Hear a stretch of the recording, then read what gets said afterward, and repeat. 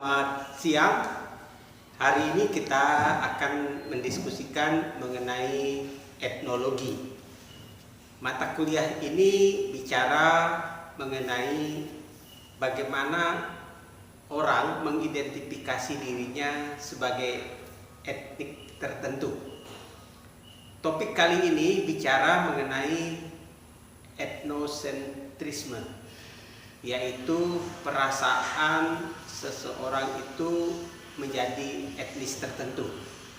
Sebagai studi kasus, kita akan melihat apa yang terjadi pada orang Dayak di Pulau Kalimantan.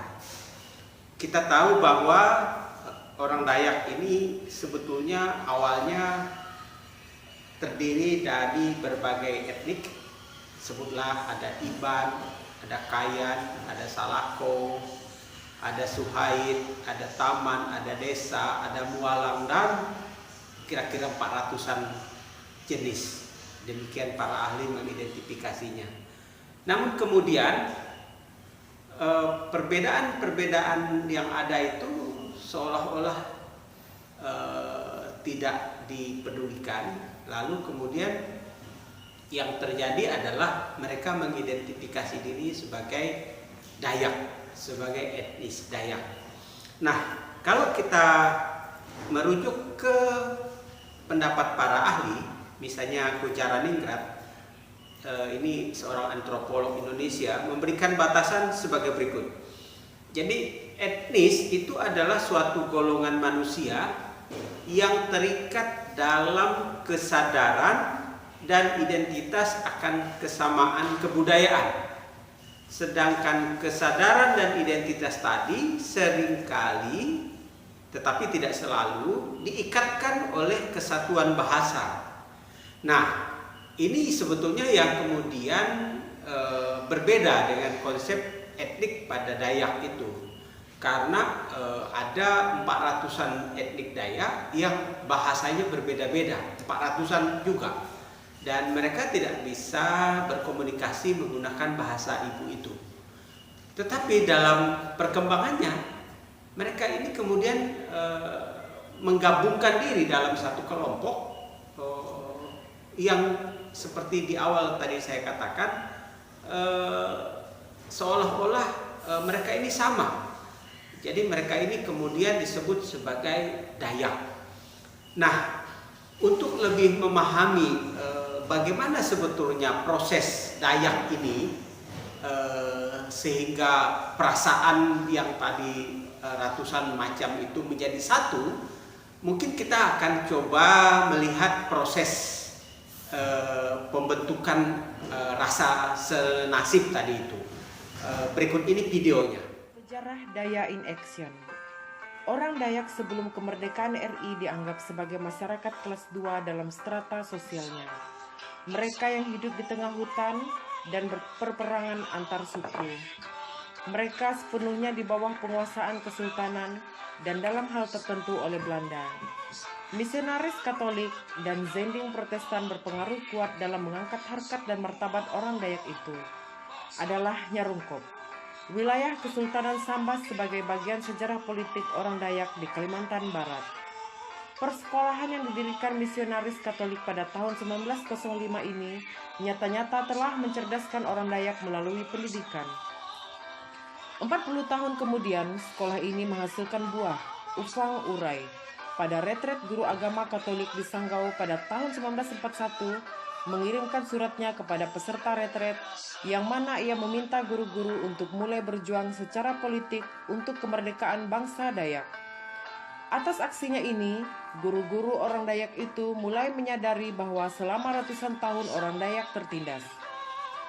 Palaun Suka menyambut usulan Ufang Urai ini dan atas dukungan Pastor Adi Karjana, Palaun Suka dan kawan-kawannya mendirikan Daya in Action di Putus Sibau pada 30 Oktober 1945. Palaun Suka terpilih sebagai ketua, Rafael Serang sebagai sekretaris, dan WJ Pilang sebagai bendahara, serta FH Abu dan Petrus Buga sebagai pembantu. Organisasi ini dilengkapi dengan 7 komisaris yang dipimpin oleh T.A. Apuk, M.E. Rudin, Yusuf Stor, L.C. Sami, J.P. Telajan, S.P. Buga, dan P. Ransa. Dayak in Action membentuk cabang-cabang di berbagai daerah dan berupaya mempersatukan orang Dayak yang beragam suku dan bahasa itu. Hasilnya adalah muncul kesadaran bersama untuk maju dan berkembang melalui pendidikan, ekonomi, dan politik. Pada rapat pengurus Dayak in Action Desember tahun 1946, untuk alasan strategis, Dayak in Action kemudian diubah menjadi partai politik yang bernama Partai Persatuan Dayak atau PD. Persatuan Dayak kemudian dipindahkan ke Pontianak dan dibentuklah Dewan Pimpinan Pusat. J.V. Upangurai kemudian terpilih sebagai Ketua Umum DPP partai ini. Hal ini karena pada saat itu Upangurai sebagai Kepala Kantor Urusan Dayak Keresidenan Kalimantan Barat. Hanya 4 bulan menjabat Ketua Umum, Upangurai berhenti karena ia terpilih sebagai anggota Badan Pemerintah Harian Daerah Istimewa Kalimantan Barat. Ketua Umum kemudian dipegang oleh Agustinus Jelani. Selama masa Republik Indonesia Serikat, Agustinus Jelani menjadi salah seorang anggota Senat RIS pada pemilu 1955. Persatuan Dayak berhasil meraih 1 kursi di DPR RI dan 3 kursi di Konstituante.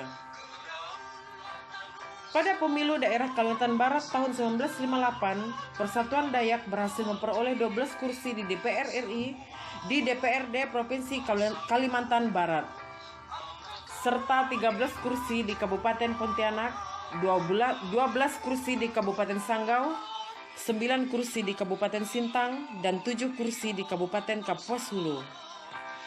Dengan kemenangan ini, pada pemilihan Gubernur Kalimantan Barat, Persatuan Dayak berhasil memenangkan Upangurai sebagai Gubernur Kalimantan Barat, Agustinus Jelani sebagai Bupati Pontianak, MT Jaman sebagai Bupati Sanggau, JP Jaung sebagai Bupati Sintang, dan JR Giling sebagai Bupati Kapuas Hulu.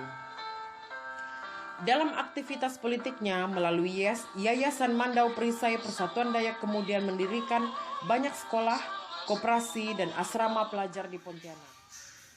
Baik, tadi baru saja kita bersama-sama menyaksikan cuplikan video berisi bagaimana proses perkembangan etnifikasi yang terjadi pada orang Dayak.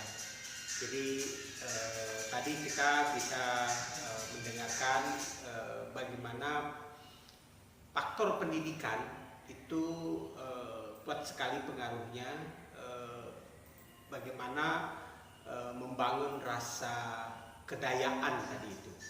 Nah, sekarang kita lanjut ke teori terkait dengan etnisitas. Kalau kita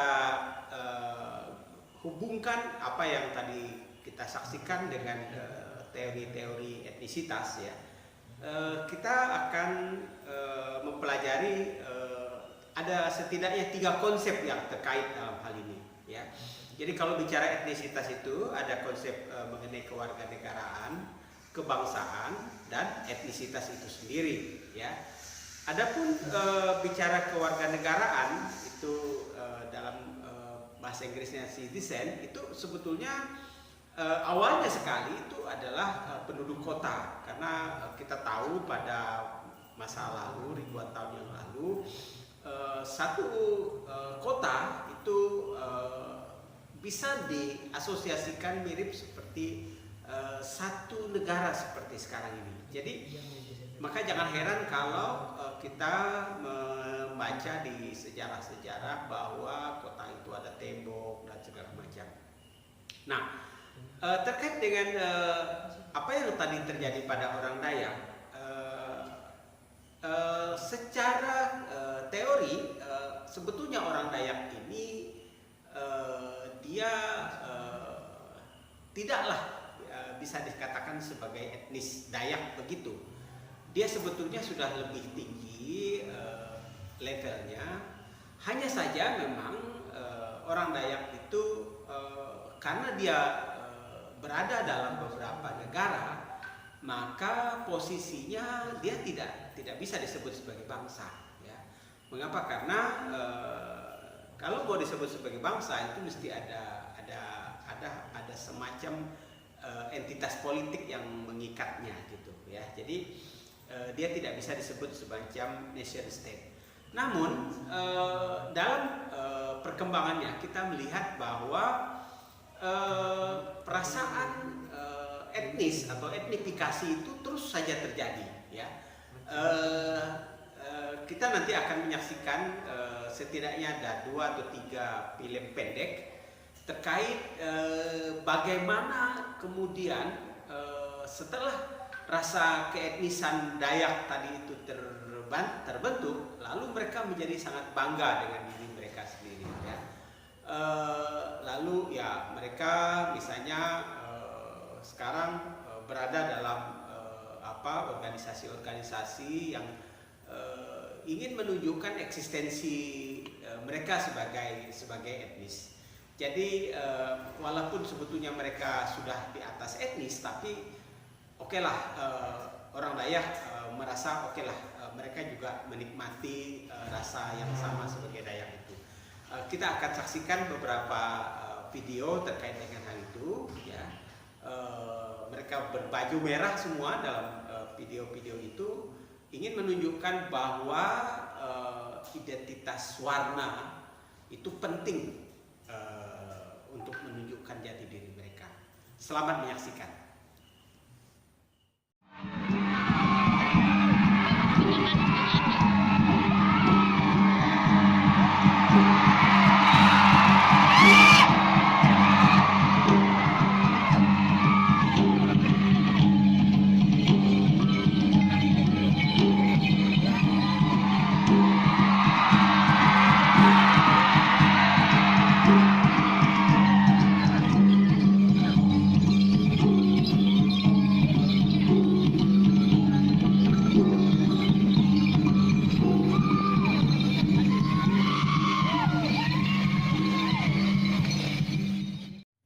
Berikutnya ini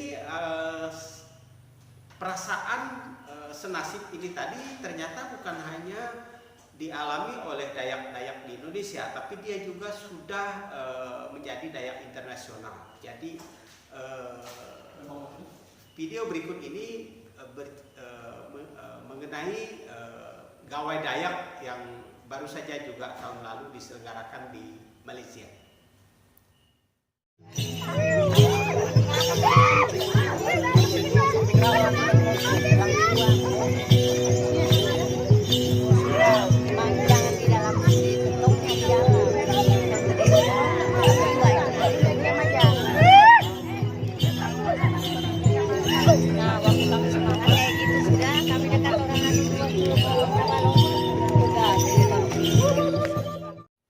Nah, di video berikut ini mereka memperjuangkan nasib mereka.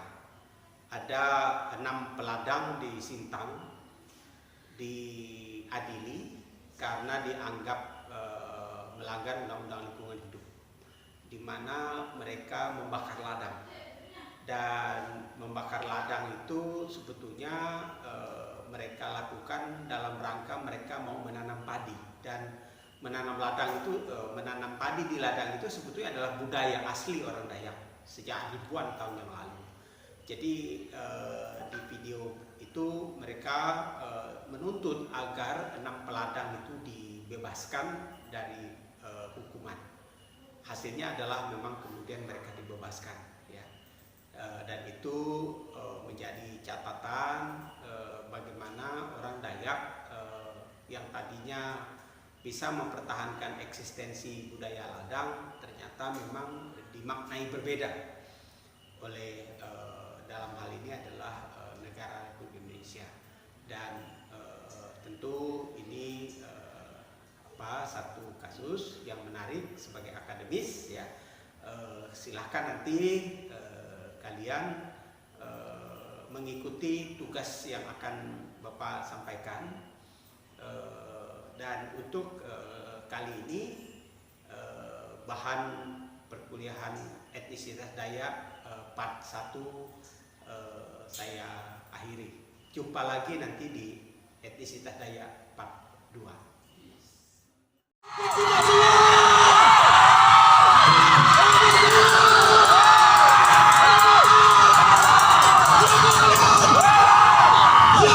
Tuhan.